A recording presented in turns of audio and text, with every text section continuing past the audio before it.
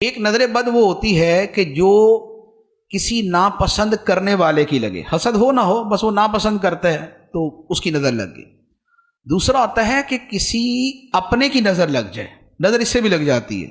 بعض اوقات ماں باپ کی اولاد کو لگ جاتی ہے، اس لیے کہتے ہیں کہ وہ ماشاء اللہ، سبحان اللہ، الحمدللہ، اس طرح کے الفاظ ساتھ میں کہنے چاہیے۔ بلکہ حدیث مبارک میں فرمایا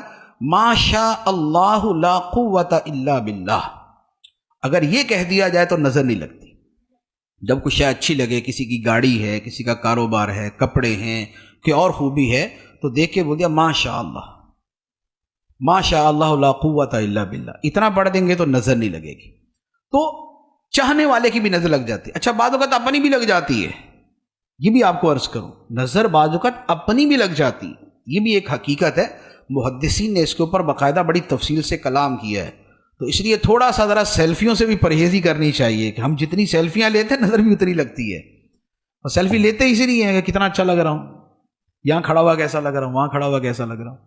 تیسری نظر ہوتی ہے حاسد کی نظر۔ حاسد کی جو نظر ہوتی ہے یہ پہلی دونوں نظروں سے زیادہ خطرناک ہوتی ہے۔ علماء نے اس پر فرمایا ہے کہ نظر اصل میں لگتی کیسے ہے؟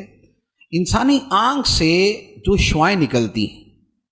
ان شعاؤں کے اندر زہریلا پن بھی ہوتا ہے۔ آنکھوں سے نکلنے والی شعاؤں کے اثرات کا تو سب سمجھتے ہی ہیں نا، محبت سے دیکھیں تو اس کا بھی پتہ چل جاتا ہے، نفرت سے دیکھیں تو اس کا بھی پتہ چل جاتا ہے، اور اس میں ضروری نہیں ہوتا کہ بقیہ پورا چہرہ دیکھیں تو پتہ چلے، نگاہوں کی جو شعاع ہے وہی بتا دیتی ہے کس نظر سے دیکھ رہا ہے۔ ٹھیک، تو اب کیا ہے کہ جب انسان حسد کے ساتھ کسی کو دیکھتا ہے تو جو اس کے دماغ کے اندر زہر پیدا ہوتا ہے وہ اس کی ان شعاؤں کے ذریعے سامنے والے پہ اثر کرتا ہے، اور یہ اس کو جو ہے وہ نقصان پہنچاتا ہے۔ تو اس لیے حسد والے کی جو نظر ہے یہ بھی بڑی شدید ہوتی ہے، اس لیے فرمایا گیا کہ اپنی نعمتیں چھپا کر حاسدوں سے بچو۔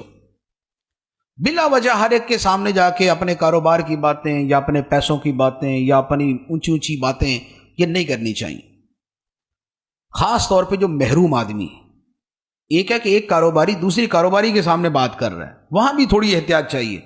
ایک یہ ہے کہ اس کے سامنے بات کر رہا ہے کہ جو بالکل محروم ہے، کہ جو نگاہ حسرت اور نگاہ حسد ڈال دے گا، اس سے بچنا چاہیے۔ پچھلے زمانے میں علماء کیا فرماتے تھے کہ بازار سے کھانا خرید کے نہ کھاؤ، کھانا گھر کا ہونا چاہیے۔ اب تو ہمارے زمانے کا کلچر ہی چینج ہو گیا، تو اب تو وہ والی باتیں کرنا بھی بڑا عجیب لگے گا کہ یار باہر سے نہ کھانا کھائیں، ہمارے تو گھر میں پکتا ہی نہیں، ہم تو 3 ٹائم کا باہر سے کھاتے ہیں، صبح کی پوری باہر سے ہے، رات کے برگر پیزا باہر سے ہیں۔ تو لیکن علماء پہلے کیا فرماتے تھے کہ باہر سے نہ کھاؤ، اس کی وجہ کیا تھی؟ اس کی وجہ یہ تھی کہ باہر جب چیزیں بن رہی ہوتی ہیں، پک رہی ہوتی ہیں،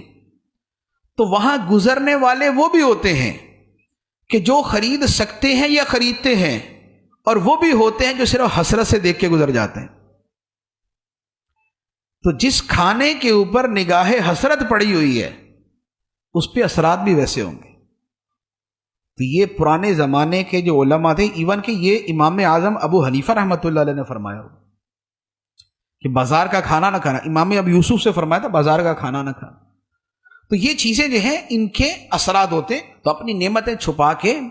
حاسد سے اور حسرت والے سے بچنا چاہیے، اور بالفرض اگر محسوس ہو کہ نظر لگ گئی یا محسوس نہ بھی ہو تو جو سنت ہے کہ سورہ فلق اور سورہ ناس پڑھ کے روزانہ رات کو اپنے اوپر یا اپنے ہاتھوں پہ دم کر کے اپنے بدن پہ، چہرے پہ، جہاں جہاں ہاتھ پہنچے وہاں پر پھیر لیں، تو انشاءاللہ یہ نظر سے